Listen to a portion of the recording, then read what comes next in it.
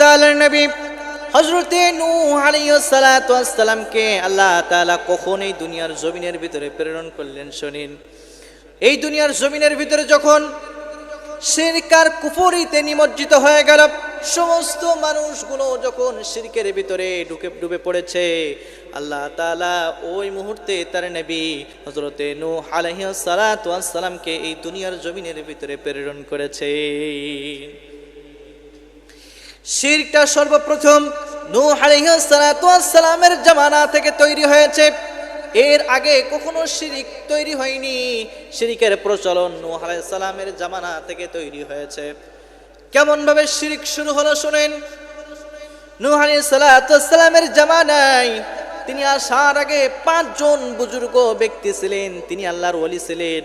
এই 5 জন আল্লাহ তাআলার খুব বেশি বুজুর্গ ব্যক্তি ছিলেন। তারা সব সময় আল্লাহ তাআলার ইবাদত বন্দেগী করত। একটা সময় তারা যখন মারা গেল, মারা যাওয়ার পরে তার পরবর্তী যে প্রজন্মগুলো ছিল, তার অনুসারীগুলো যারা ছিল, তাদেরকে এবার শয়তান এসে ধোঁকা দেয়। এই যে তোমাদের মাঝ থেকে যে 5 জন লোক বিদায় নিয়ে চলে গেছে, এরা কি ভালো ছিল না? তখন তাদের অনুসারী যারা ছিল, তাদের কওমের লোকজনগুলো ছিল, তারা তখন বলতে লাগলো, হ্যাঁ অবশ্যই তারা ভালো ছিল, নিঃসন্দেহে তারা আল্লাহর ওলি ছিল।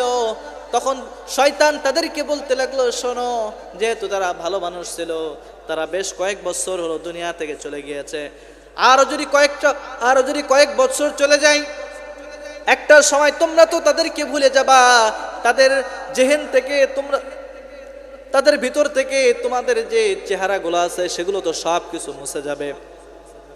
এখন তোমরা একটা কাজ করো, তোমরা পাথরের ভিতরে তাদের চেহারার আকৃতি আঁকো, একটা মূর্তি বানাও পাথর দিয়ে, এ আকৃতি দাও, এবং তাদের সামনে যদি তোমরা ইবাদত বন্দেগী করতে পারো, আমার মনে হয় আল্লাহ তাআলা খুশি হয়ে যাবেন। এবং কাল কিয়ামতের ময়দানে এই 5 জন তাদেরকে পূজা করার কারণে, তাদের ইবাদত বন্দেগী করার কারণে তোমাদের উপরে তারা সুপারিশ করবেন।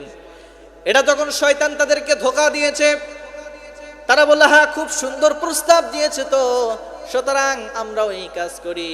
এবার ওই 5 জনের মূর্তি তারা পাথরের গায়ে খোদাই করলো, 5 জনের মূর্তি আকৃতি তারা তৈরি করলো। এরপরে যখন তাদের প্রজন্ম চলে গেল, পরের প্রজন্ম আসার পরে এবার শয়তান তাদেরকে এসে ধোঁকা দেয়, বললে, শোনো, তোমাদের আগের যে পূর্বপুরুষ ছিল তাদের কাছ থেকে এই 5 জনের ব্যাপারে শুনেছো নাকি? বললো, হ্যাঁ এরা আল্লাহর ওলি ছিল, খুব বড় বুজুর্গ ছিল, আমরা শুনেছি। তখন শয়তান তাদেরকে বলল, শোনো, আগের যে পরপুরুষ ছিল তারা এই মূর্তিগুলোর পূজা করত, তোমরা যদি এই মূর্তিগুলোর পূজা শুরু করে দাও, তাহলে আল্লাহ তাআলা তোমাদের উপরে রাজি খুশি হয়ে যাবে। তোমাদের যে পূর্বপুরুষগুলো ছিল তারাও খুশি হবে যে আমাদের উপরে পূজা করে। এমন ভাবে শয়তান যখন এই সমস্ত মানুষের ধোঁকা দিল, ধোঁকা দেওয়ার পরে এখন তারা এবার চিন্তা করলো, হ্যাঁ খুব তো সুন্দর কথা বলেছে।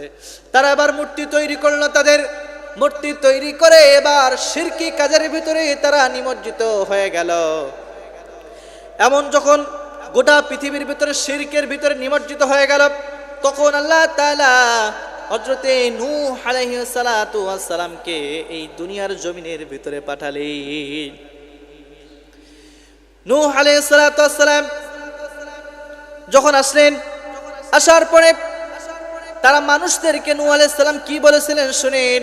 আল্লাহ তাআলা তখন তার নবীকে সূরাতুন নূহের ৭১ নম্বর আয়াতের ভিতরে জানিয়ে দিলেন, ইন্না আরসালনা নূহান ইলা কওমিহি আন আনযির কওমাকা মিন ক্বাবলি আন ইয়াতিয়াহুম আযাবুন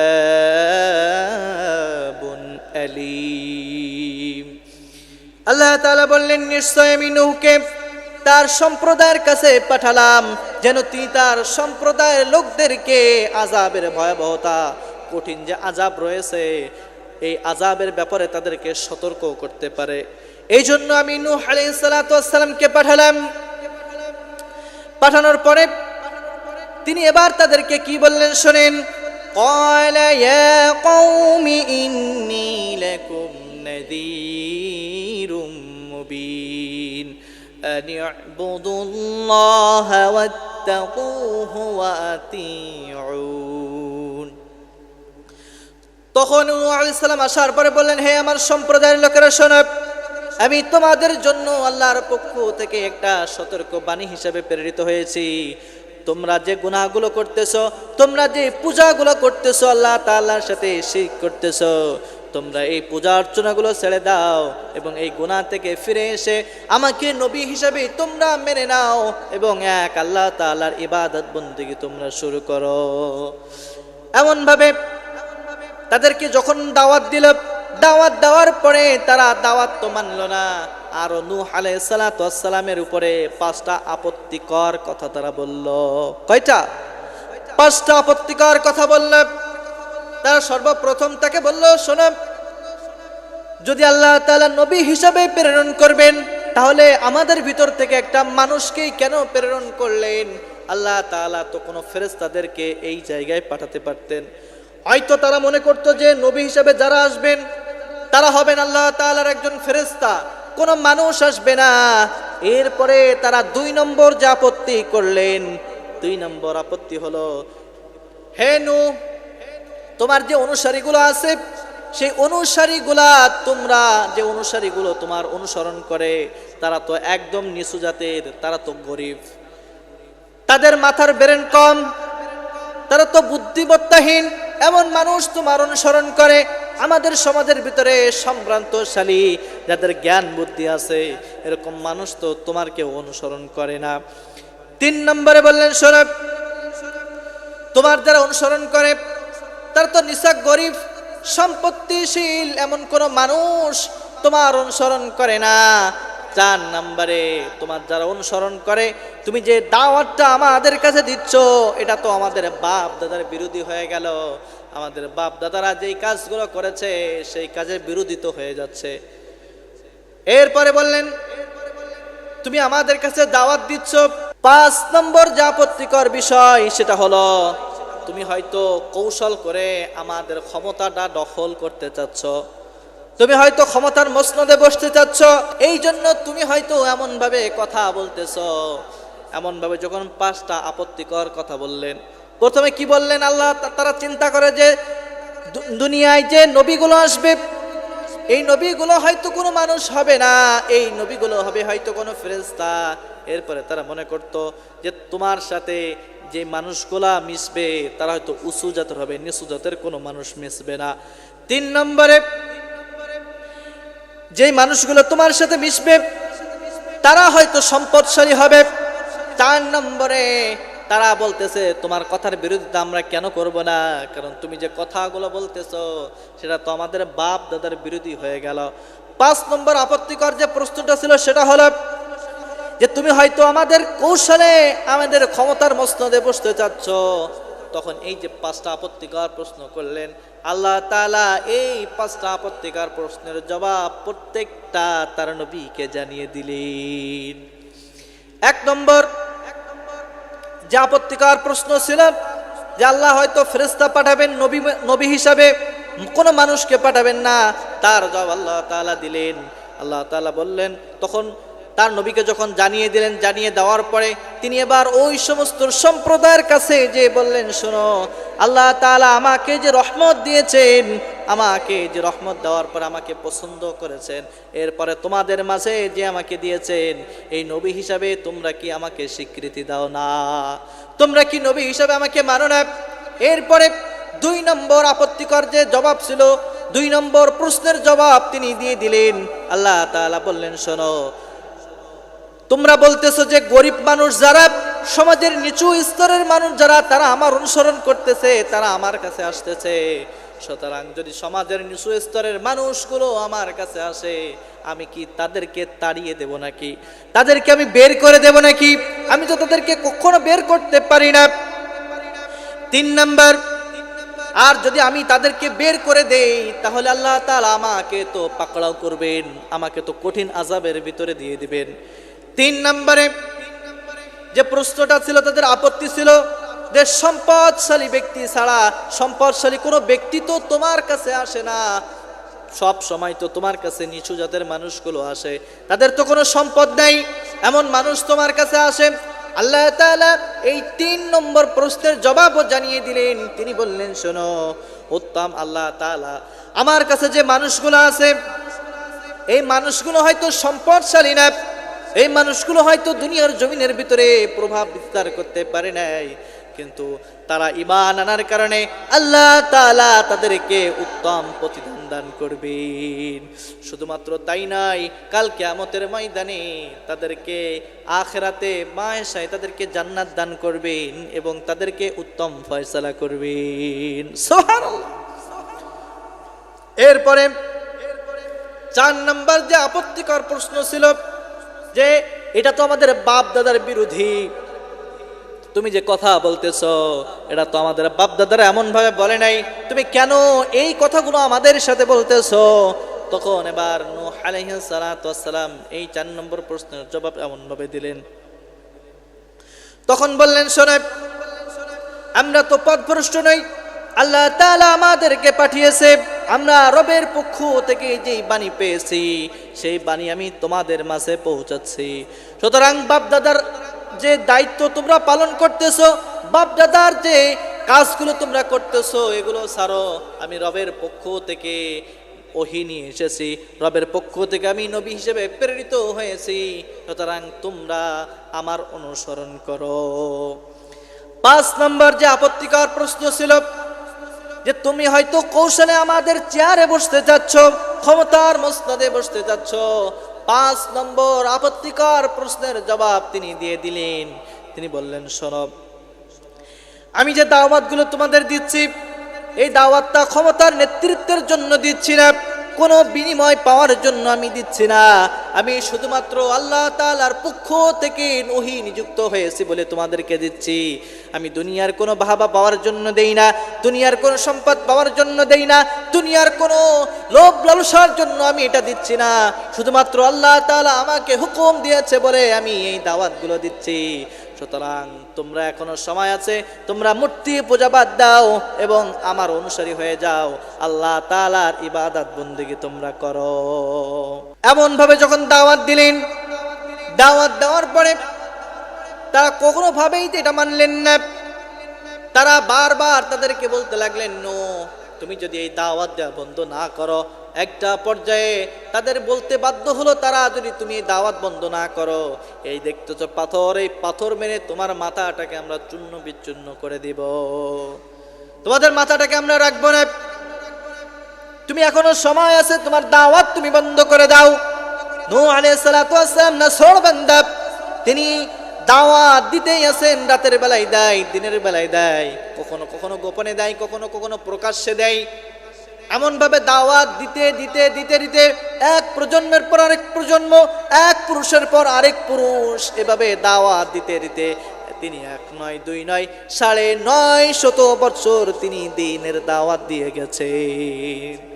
950 বছর তিনি দ্বীনের দাওয়াত দিলেন।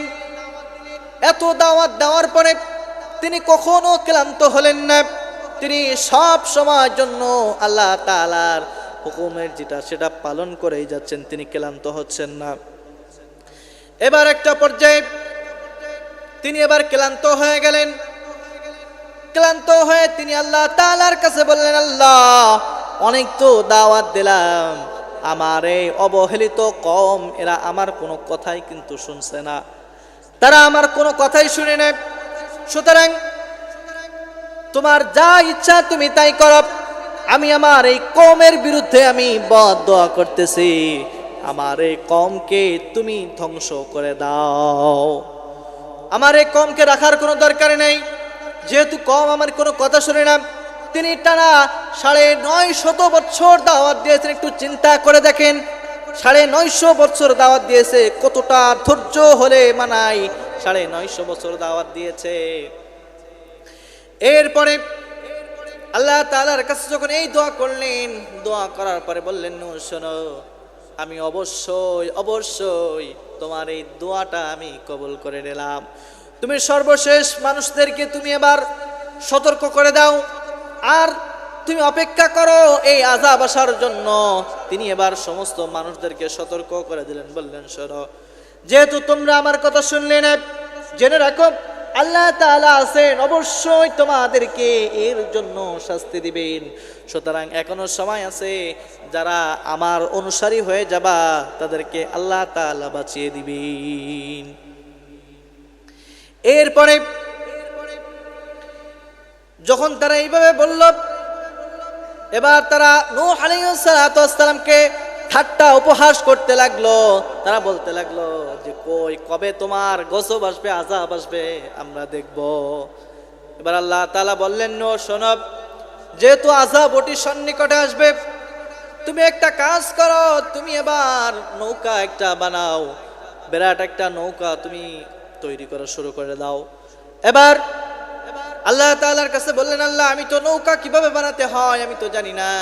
এবার আল্লাহ তাআলা জিবরাইল আমিনকে পাঠিয়ে দিলেন মিস্ত্রি হিসাবে। যাও জিবরাইল, নূহ আলাইহিস সালাতু ওয়াস সালামকে নৌকা বানাতে তুমি সাহায্য করো। আল্লাহ তাআলার পক্ষ থেকে তিনি এবার এস্টিমেট আনলেন। এস্টিমেট আনার পরে তিনি এবার নৌকা বানানোর কাজ শুরু করে দিলেন। যখনই নৌকা বানানো শুরু করে দিলেন, এবার তার যে অনুসারীগুলো ছিল, সম্প্রদায়গুলো ছিল, তারা এটা দেখার পরে বলতেছে, কি ব্যাপার নূহ, তুমি কি এই মরুভূমির ভিতরে, এই বালুর ভিতরে তুমি কি এবার নৌকা চালাবে নাকি? এই বালুর ভিতরে তুমি নৌকা চালাবে নাকি? তারা এবার এমন ভাবে ঠাট্টা উপহাস করতে লাগলো। যখন তারা ঠাট্টা উপহাস করতে লাগলো, তখন তিনি কিছুই বললেন না। আল্লাহ তাআলার আযাব এবং গজবের আশায় তিনি বসে থাকলেন। এবার আল্লাহ তাআলার নির্দেশে নৌকার কাজ চলমান আছেন, নৌকার কাজ চলতেছে। চলতে চলতে যখন নৌকার কাজ শেষ হয়ে গেল, এবার আল্লাহ তাআলার আদেশে তিনি নূহ আলাইহিস সালামকে বলে দিলেন, শোনো নূহ, একটা সময় যেই দিন দেখবা যে চুলার ভিতর থেকে পানি উঠতেছে, যেই সময় চুলার ভিতর থেকে পানি উঠবে এমন একটা সময়, তখন বুঝবা যে আযাবের সময় চলে এসেছে। তুমি এবার তোমার যে অনুসারীগুলো ছিল, সমস্ত অনুসারীগুলো নিয়ে তুমি এবার নৌকায় আরোহণ করবা। দেখা গেল যে বেশ কিছুদিন পরে হঠাৎ করে চুলার ভিতর থেকে পানি ওঠা শুরু করে দিল। যখন দেখলো যে নিচ থেকে পানি উঠতেছে, তিনি এবার গজবের যেই নমুনা সেটা পেয়ে গেল। তিনি এবার সমস্ত অনুসারীদেরকে বললেন, শোনো, আল্লাহ তাআলার গজব পতিত হবে, অতি দ্রুতই তোমরা এবার নৌকার ভিতরে আরোহণ করো। এরপরে আল্লাহ তাআলা হুকুম দিলেন, বললেন, শোনো, সমস্ত যে পশু পাখিগুলো আছে, সেই সমস্ত পশু পাখির ভিতরে এক জোড়া করে পশু এবং পাখি তোমরা এই নৌকার ভিতরে আরোহণ করাও। এবার আল্লাহ তাআলার নির্দেশে হযরতে নূহ আলাইহিস সালাতু ওয়াস সালাম তিনি এবার সমস্ত অনুসারীদেরকে হুকুম দিলেন, যাও তোমরা এবার নৌকায় আরোহণ করো। তারা এবার নৌকায় উঠে গেলেন। এরপর আল্লাহ তাআলা বললেন, শোনো, সমস্ত পশু পাখি যেগুলো আছে সেগুলোকে এক জোড়া করে করে তোমরা এবার নৌকার ভিতরে উঠাও। এক জোড়া করে নৌকার ভিতরে উঠালেন। এরপরে আল্লাহ তাআলার নির্দেশে তিনি এবার নৌকা ছেড়ে দিলেন, আর পানি একের পর এক উঁচুর দিকে উঠতেছে। নূহ আলাইহিস সালাতু ওয়াস সালামের 4 জন ছেলে ছিলেন। একজন ছেলে শুধুমাত্র ঈমান আনে নাই এবং তার বিবি স্বয়ং তিনিও ঈমান আনে নাই, বাকি 3 জন ঈমান এনেছিল। যেই ছেলেটা ঈমান আনে নাই তার নাম হলো কেনান। যখন এই পানিটা উঠতেছে, তখন তার সন্তানকে বলল, সন্তান, তুমি এখনো সময় আছে, ইসলাম কবুল করো। যদি তুমি ইসলামের সুশীতল ছায়া তলায় আসতে পারো, আল্লাহ তাআলা তোমাকে বাঁচিয়ে দিবেন। আল্লাহ তাআলা তোমাকে বাঁচিয়ে দিবেন। এখনো সময় আছে, তুমি সুশীতল ছায়া তলায় আসো, তুমি ইসলাম কবুল করো। এই কথা যখন বলেছে, বলার পরে তখন কেনান বলতেছে, পানি উঠতেছে তো সমস্যা কি? কোনো সমস্যা নেই। ওই যে উঁচু পাহাড় দেখা যায়, আমি ওই উঁচু পাহাড়ের উপরে উঠবো, পানি তো আর ওই পাহাড় পর্যন্ত উঠতে পারবে না। এটা যখন বলার পরে নূহ আলাইহিস সালাতু ওয়াস সালাম এবার নৌকা দিয়ে চলে যাচ্ছে। এরপরে পানি উঠতেছে, পানি উঠতে উঠতে পাহাড়ের উপর পর্যন্ত পানি উঠে গেল। আর তার সন্তান সহ দুনিয়ার আনাচে কানাচে, পূর্ব থেকে পশ্চিম পর্যন্ত, মাশরিক থেকে মাগরিব পর্যন্ত, উত্তর থেকে দক্ষিণ পর্যন্ত যত জায়গা আছে সমস্ত জায়গাগুলো পানিতে পরিপূর্ণ হয়ে গেল। এবার আল্লাহ তাআলার নির্দেশে নূহ আলাইহিস সালাতু ওয়াস সালাম তিনি এবার আরোহণ করলেন নৌকার ভিতরে। আরোহণ করতে করতে করতে করতে 40 দিন পরে জুদি নামক একটা পাহাড়ের এসে ওই নৌকাটা এসে ভিড়ল। নৌকাটা এসে বেড়ানোর পরে আল্লাহ তাআলা হুকুম দিলেন, বললেন, নূহ শোনো, তুমি এবং তোমার সম্প্রদায় যে আবার এই দুনিয়ার জমিনের ভিতরে বসবাস করতে শুরু করে দাও, স্বাচ্ছন্দ্যে তোমরা আবার বসবাস করতে শুরু করে দাও। এবার আল্লাহ তাআলার নির্দেশে তার সমস্ত সম্প্রদায়গুলো চলে গেল। সমস্ত সম্প্রদায় মিলে এই দুনিয়ার জমিনের ভিতরে আবার বসবাস করতে শুরু করে দিল। একজন এক এক জায়গায় যে বসবাস করতে লাগলো। এরপরে সমস্ত পৃথিবীর ভিতরে নূহ আলাইহিস সালামের উম্মত দিয়ে পড়ে গেল। আজকে যে নূহ আলাইহিস সালাতু ওয়াস সালামের জীবনী আমরা শুনলাম, নূহ আলাইহিস সালাতু ওয়াস সালামের জীবনী থেকে আমাদের জন্য কি শিক্ষা আছে, এই শিক্ষা সম্পর্কে এখন আমরা আলোচনা করব ইনশাআল্লাহ। আমরা শুধুমাত্র আলোচনা শুনলেই তো হবে না, নবীজির জীবনী শুনবো এবং নবীজির জীবনী থেকে আমরা শিক্ষা নিব না, এটা তো হতে পারে না। এই নূহ আলাইহিস সালাতু ওয়াস সালামের জীবনী থেকে সর্বপ্রথম আমাদের জন্য যে শিক্ষা আছে, সর্বপ্রথম যে শিক্ষা হলো যে নূহ আলাইহিস সালাতু ওয়াস সালামের উপর যে 5টা আপত্তিকর যে প্রশ্ন তারা করেছিল, এই আপত্তিকর প্রশ্নের জবাব আল্লাহ তাআলা নিজ মুখে দিয়ে দিয়েছিলেন। আর নূহ আলাইহিস সালাতু ওয়াস সালাম তিনি যে সত্য নবী, এই সত্য নবীর ঘোষণাও আল্লাহ তাআলা স্বয়ং দিয়ে দিলেন। প্রত্যেকটা নবী রাসূল যখন এসেছে এই যে আপত্তির মুখে তারা পড়েছে। বর্তমান যুগে আমরা যারা দ্বীনের দাওয়াত দেই, আমরা এই যে নবী রাসূল এটা বাদে বাকি যে 4টা আপত্তি ছিল, এই 4টা আপত্তির মুখে আমরাও পড়ি। প্রত্যেকটা নবী রাসূল পড়েছে, যারা এখন দ্বীনের দাওয়াত দেয় তারাও পড়ে। শুধুমাত্র আমরা পড়ি 4টায়, আর নবী রাসূল আপত্তির মুখে পড়েছিল 5টায়। যখন নবী করিম সাল্লাল্লাহু আলাইহি ওয়াসাল্লাম তিনি যখন দাওয়াত দিলেন, দাওয়াত দেওয়ার পরে মানুষ তাকে কি বলেছিল শুনেন। যখন নবী করিম সাল্লাল্লাহু আলাইহি ওয়াসাল্লাম মানুষদের কাছে বললেন, শোনো, আল্লাহ তাআলার পক্ষ থেকে আমাকে নবী হিসেবে প্রেরণ করা হয়েছে, এটা শোনার পরে তারা বলেছিল যে যেহেতু আল্লাহ তাআলা নবী বানাবেন, কিন্তু তোমার মতো একজন গরিব, তোমার কিছুই নাই এমন একটা মানুষকে কেন নবী বানালো? আল্লাহ তাআলা হয়তো কোন ফেরেশতাদেরকে দুনিয়ার জমিনের ভিতরে পাঠাইতে পারতেন, তাদেরকে নবী হিসেবে প্রেরণ করতে পারতেন। তখন আল্লাহ তাআলা আয়াত নাজিল করে জানিয়ে দিয়েছিলেন, এই দুনিয়ার জমিনের ভিতরে যারা বসবাস করে তারা তো মানুষ, তারা তো ফেরেশতা নয়। আর ফেরেশতারা তো না ছেলে না মেয়ে, তারা তো ছেলেও না মেয়েও না। সুতরাং আমি যদি এই দুনিয়ার জমিনের ভিতরে কোনো ফেরেশতা পাঠাতাম, তারা মানুষের সমস্যা কি বুঝতো, মেয়েদের সমস্যা কি বুঝতো? তারা তো কিছুই বুঝতো না। সুতরাং দুনিয়ায় বসবাস করে ছেলে এবং মেয়ে, দুনিয়ায় বসবাস করে মানুষ, এই জন্যই আমি আল্লাহ তাআলা মানুষদের ভিতর থেকে একজনকে নবী বানালাম। প্রশ্নের জবাব দিয়ে দিলেন। এরপরে 2 নম্বর যে আপত্তি তারা করেছিল, 2 নম্বর এই নূহ আলাইহিস সালাতু ওয়াস সালামের জীবনী থেকে আপনার আমার জন্য যে শিক্ষা রয়েছে সেটা হলো, নূহ আলাইহিস সালাম দীর্ঘদিন যাবত তার যে কওম ছিল সেই কওমের কাছ থেকে তিনি লাঞ্ছনা গঞ্চনা পেলেন। একটা পর্যায়ে তিনি মারও খেয়েছেন। তিনি দীর্ঘদিন যাবত দাওয়াতি কার্যক্রম করেছে, কিন্তু তিনি কখনো হতাশ হন নাই। তিনি দাওয়াতি কার্যক্রম করে গিয়েছেন, মার খেয়েছে, লাঞ্ছনা অপমান বোধ করেছে, অপমান করেছে, তারপরে তিনি পিছপা হন নাই। এখান থেকে দ্বীনের দাঈ যারা আছে তাদেরকে এখান থেকে শিক্ষা নেওয়া উচিত যে আমরা অল্পতে হতাশ হব না। নূহ আলাইহিস সালাম 950 বছর দ্বীনের দাওয়াত দিয়েছে। এই 950 বছর দ্বীনের দাওয়াত দেওয়ার কারণে মাত্র 80 থেকে 83 জন তারা এই দ্বীনের দাওয়াত কবুল করেছে, কিন্তু তারপরে তিনি হতাশ হন নাই। তো আপনি আমিও যখন দ্বীনের দাওয়াত দেব, আপনি আমিও হতাশ হব না।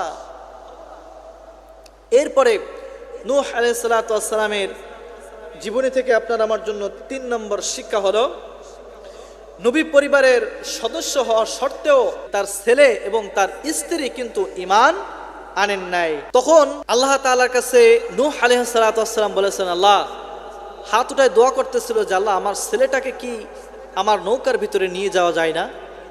তখন আল্লাহ তাআলা নূহ আলাইহিস সালাতু ওয়াস সালামকে বলেছিলেন, নূহ তুমি যদি আরেকটা বার এই কথা বলো তাহলে নবুয়ত থেকে তোমার নামটা আমি আল্লাহ তাআলা কেটে দেব। একটা নবীর জন্য এটা কখনো শোভা পায় না, যেটা মুশরিকের জন্য দোয়া করবে। ঠিক এখান থেকে আপনার আমার শিক্ষাটা হলো যে আপনি আমি অনেক সময় টাকার লোভে, ভয়ে, ক্ষমতার ভয়ে, বিভিন্ন ভয়ে মুশরিকদের জন্য আপনি আমি দোয়া করতে থাকি, কাফেরদের জন্য দোয়া করি। সমাজের ভিতরে দেখবেন যে এক শ্রেণীর মানুষ আছে, নেতা নেত্রী, তাদের জন্য দোয়া না করলে চাকরি থাকবে না, তাদের জন্য দোয়া না করলে ওই সমাজে আপনি বসবাস করতে পারবেন না।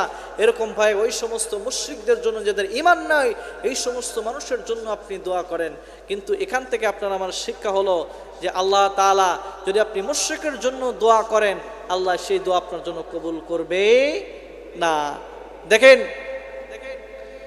আব্দুল্লাহ ইবনে উবাই, তিনি ছিলেন ওই মক্কার মদিনার ভিতরে সবচেয়ে বড় মুনাফিক। যখন তিনি মারা গেলেন, মারা যাওয়ার পরে নবীজি যখন জানাজায় গেলেন, জানাজায় যাওয়ার পরেই তিনি যখন জানাজাটা পড়াইতে যাবেন, জানাজা পড়ানোর পর আল্লাহ তাআলার কাছে যখন দোয়া করতে যাবেন, তখন এবার আল্লাহ তাআলা বললেন, জিবরাইল আমিনের মারফতে তখন আয়াত নাজিল করে জানিয়ে দিলেন, বললেন, হে আমার হাবিব, আপনি যদি এই মুনাফিকের জন্য 70 বারও দোয়া করেন, তারপর আল্লাহ তাআলা আপনার দোয়া কবুল করবে না। কারণ মুনাফিকের জন্য দোয়া করলে সেই দোয়া কবুল হয় না। সুতরাং যেইখানে আল্লাহ রসুল হাত তুলে দোয়া করতে দেরি, দোয়া কবুল হতে দেরি হয় না, সেই জায়গায় বললেন আপনি যদি 70 বারও দোয়া করেন, তারপরে আল্লাহ তাআলার দরবারে আপনার এই দোয়া কবুল হবে না। এজন্য আপনার আমার উচিত কোনো মুশরিকের জন্য দোয়া করা যাবে না। আপনার এখান থেকে আপনার আমার জন্য 4 নম্বর শিক্ষা হলো যে ঈমানই সর্বদাই বড় সম্পদ। আল্লাহর নিকটে ঈমানদারের মর্যাদা সর্বাপেক্ষা বেশি, যদিও সে দুনিয়ার জীবনে দিনহীন গরিব হয়। দেখেন নূহ আলাইহিস সালাতু ওয়াস সালামের যে অনুসারীগুলো ছিল, তাদের যে সম্প্রদায় ছিল, তারা ঠাট্টা করেছিল যে এই যে তোমার যে অনুসারীগুলো যারা আছে, এরা তো নিছক গরিব মানুষ, এদের তো ধন সম্পদ নাই, এরা তোমার অনুসারী কেন? আর সমাজের আমরা দেখো যারা দানশীল, আমরা যারা ক্ষমতা আছে, সম্পদ আছে, আমরা তো তোমার অনুসারী না, আমরা তো তোমার অনুসারী করি না, অনুসরণ করি না।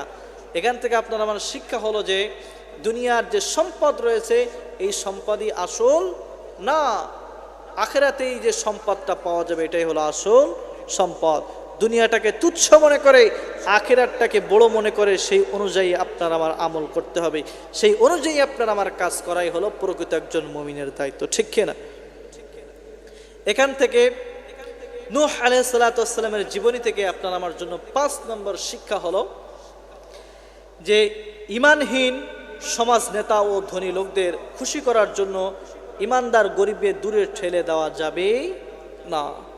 যে আপনার সমাজের ভিতরে অনেক বড় লোক মানুষ আছে, অনেক ধনী ব্যক্তি আছে, নেতা আছে, তাদেরকে আপনি খুশি করতে গেলেন, কিন্তু ঈমানদার একটা ব্যক্তি, তার গরিব, তার বাড়ি 2 বেলা ভাত জোটে না, তার থাকার মতন মাথার উপর একটা ছাদ নাই, এমন একটা ব্যক্তি রয়েছে, সেই ব্যক্তিকে আপনি অবহেলা করবেন, ওই বড় লোকের কাছে আপনি চলে যাবেন। এখান থেকে আপনার আমার শিক্ষা এটাই যে যখন এই যে নূহ আলাইহিস সালাতু ওয়াস সালামের কাছে তার যে অনুসারীগুলো ছিল, তারা যখন আসলো, আসার পরে তিনি বলেছিল তারা গরিব তো কি হয়েছে, তাদের কি আমি কি ফেরাই দেব নাকি? আর যদি আমি তাদেরকে ফেরাই দেই, আল্লাহ তাআলার পাকড়াও থেকে আমি তো বাঁচতে পারবো না। এজন্য ঈমানদার যতই গরিব হোক না কেন, তাকেই আপনাকে প্রাধান্য দিতে হবে। এখান থেকে আপনার আমার জন্য 6 নম্বর যে শিক্ষা রয়েছে নূহ আলাইহিস সালামের জীবনী থেকে, সেটা হলো যে সমাজে নেতাদের পথভ্রষ্টতার কারণেই দেশে আল্লাহর গজব নেমে আসে। অতএব তাদেরকে সবার আগে হুঁশিয়ার হওয়া দরকার। দেখেন, নূহ আলাইহিস সালামের যে বড় বড় নেতা ছিল, তারা কিন্তু আস্তে আস্তে শিরকের ভিতরে নিমজ্জিত হয়ে গিয়েছিল। তারা অহংকার করত, তারা দাম্ভিকতা করত, আর এই সমস্ত নেতাদের কারণেই কিন্তু একটা সময় ওই সম্প্রদায়ের উপরে, ওই সমস্ত এলাকার উপরে কিন্তু গজব পতিত হয়েছিল।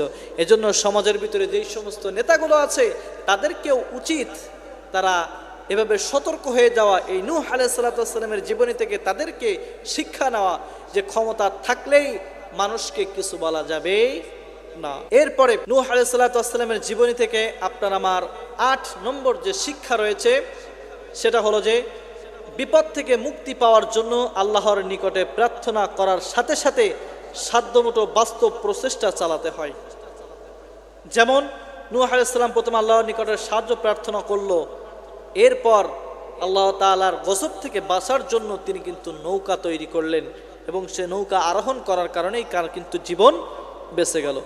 এজন্য আপনার আমার উচিত যে আল্লাহ তাআলার কাছে সব সময় প্রার্থনা তো ঠিকই করবো যে আল্লাহ তুমি আমাকে সাহায্য করো, তুমি আমাকে বিপদ থেকে মুক্তি দাও, সাথে সাথে ওই বিপদ থেকে কীভাবে মুক্তি পাওয়া যায় সেই জন্য আপনার আমারও প্রচেষ্টা করা দরকার। ঠিক আছে না প্রিয় ভাইরা? এরপরে নূহ আলাইহিস সালামের জীবনী থেকে 9 নম্বর আপনার আমার যে শিক্ষা রয়েছে, সেটা হলো যে আল্লাহ পাক স্বীয় ওলি দ্বারা বিভিন্ন নবীর মাধ্যমে যুগে যুগে বিভিন্ন শিল্পকর্মের সূচনা করেছেন।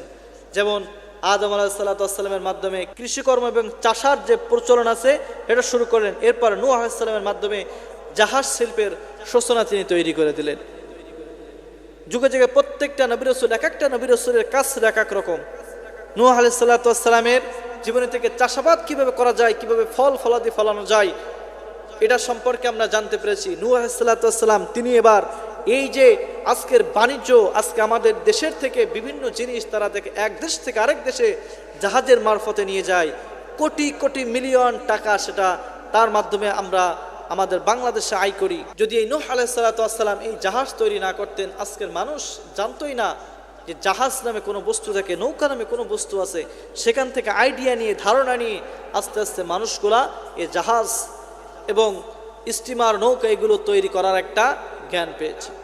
এরপরে 10 নম্বর নূহ আলাইহিস সালামের জীবনী থেকে আপনার আমার জন্য যে শিক্ষা রয়েছে, সেটা হলো যে দুনিয়াবি জৌলুস থাকা সত্ত্বেও জালেমরা সর্বযুগের নিন্দিত ও ধিক্কৃত হয়। পক্ষান্তরে নির্যাতিত হওয়া সত্ত্বেও ইমানদার সর্বযুগে নন্দিত ও প্রশংসিত হন। যেমন নূহ আলাইহিস সালামের যুগে যে সমস্ত নেতা ছিল, তাদের ধন সম্পদের অভাব ছিল না, তাদের দাম্ভিকতার অভাব ছিল না, তাদের ক্ষমতার অভাব ছিল না, টাকা পয়সার অভাব ছিল না, কিন্তু সেই সময় নির্যাতিত লোক ছিল সামান্য ইমানদার ব্যক্তি। একটা সময় দেখা গেল যে ইমানদার ব্যক্তি বিজয় হয়ে গেল, আর টাকা পয়সাওয়ালা ক্ষমতাধর নেতারাই তারা অতল গহ্বরের ভিতরে নিমজ্জিত হলো। 10 নম্বর এবং সর্বশেষ যে শিক্ষা এখান থেকে আপনার আমার আছে, প্রত্যেকটা নবী রাসূল তারা যখন এসেছে, তাদের অনুসারী সমাজ সংস্কারকের সমাজের গালমন্দ খেয়েও তারা সমাজ ত্যাগ করেন নাই, কিন্তু তারা বদদোয়া করলে আল্লাহ তাআলার গজব নেমে আসে। প্রত্যেকটা নবী রাসূল যখন এসেছে, তারা দ্বীনের যখন দাওয়াত দিয়েছে, দ্বীনের দাওয়াত দেওয়ার পরে তারা তাদের সম্প্রদায়ের কাছ থেকে তারা গালমন্দ খেয়েছে, তারা মার খেয়েছে, ধিক্কার খেয়েছে, তারপরেও তারা কিন্তু বদদোয়া করেন নাই। নূহ আলাইহিস সালাম দেখেন, যখন প্রথম আল্লাহ তাআলা একবার তাকে হুকুম দিয়েছিলেন, তিনি বললেন যে না, আমার এই উম্মতের উপরে আপনি গজব দিয়েন না। কিন্তু 950 বছর দাওয়াত দেওয়ার পরে তিনি অতিষ্ঠ হয়ে গেলেন এই উম্মতের জন্য। তখন আল্লাহ তাআলার কাছে তিনি রাগে ক্ষোভে বদদোয়া দিতে বললেন যে আল্লাহ তুমি এদেরকে ধ্বংস করে দাও, এরকম যাতে আমার আর দরকার নাই। একটা পর্যায়ে আল্লাহ তাআলার এই দোয়াটা কবুল করে নিলেন এবং ধ্বংস করে সমস্ত জাতিকে ধ্বংস করে দিলেন। এজন্য আপনার আমার এই যে নূহ আলাইহিস সালামের জীবনী শুনলাম, শুধুমাত্র ঘটনা শুনে মজা নেওয়াই মূল উদ্দেশ্য নয়। এই জীবনী থেকে আপনার আমার জন্য কি শিক্ষা আছে, এটাই নেওয়াই হলো প্রকৃত শিক্ষা। আপনার আমার জন্য এটাই নেওয়া হলো আমাদের প্রকৃত উচিত। তো আল্লাহ পাক রব্বুল আলামিন যে কথাগুলো আজকে আলোচনা করেছি নূহ আলাইহিস সালামের জীবনী থেকে, আমাকে সহ আপনাদের সকলকে এই কথাগুলোর উপরে আমল করার তৌফিক দান করুক। সকলে জবান ছেড়ে পড়েন আমিন।